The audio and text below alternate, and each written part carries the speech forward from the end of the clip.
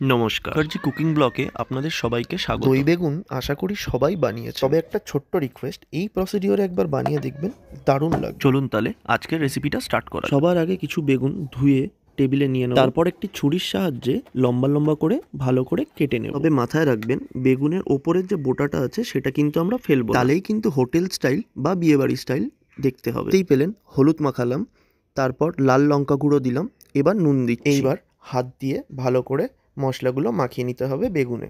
মাথায় রাখবেন যেন প্রত্যেক কটা কোণে কোণে মশলাগুলো ভালো করে ঢোকে।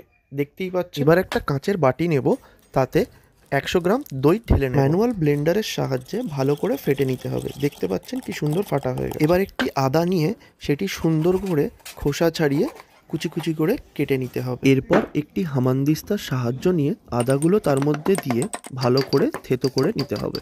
দেখতেই পাচ্ছেন, গরম কড়ায় পরিমাণ মতো সর্ষের তেল দিয়ে দেবো। তেল যখন গরম হয়ে আসবে, এক এক করে বেগুনগুলো গরম তেলে ছেড়ে দেবো। ভালো করে কড়াটা নাড়িয়ে উল্টে পাল্টে লাল লাল করে বেগুনগুলো এক এক করে ভেজে তুলে নেব। ফার্স্ট লট ভাজা কমপ্লিট হয়ে গেছে, তাই সেকেন্ড লটটাও ভেজে নিলাম লাল লাল করে। এবার কড়ায় একটি শুকনো লঙ্কা দুটুকরো করে দেব, আর 1 চামচ কালো জিরে দেব, তার সাথে কাঁচা লঙ্কা চিড়ে দেবো। সাথে দেবো আগে থেকে বেটে রাখা হামানদিস্তায় আদা পেস্ট। এবার সবকটা ইনগ্রেডিয়েন্টস ভালো করে লাল লাল করে ভেজে নেব, কিন্তু মাথায় রাখতে হবে আদা পেস্টটি যেন দলা পাকিয়ে না যায়, তাই সামান্য পরিমাণ একটু জল দিয়ে দেবো। ভালো করে নাড়িয়ে জলের সাথে আদাগুলোকে মিশিয়ে নিতে হবে। দেখতেই পাচ্ছেন জলটা কি সুন্দর ফুটে এসছে।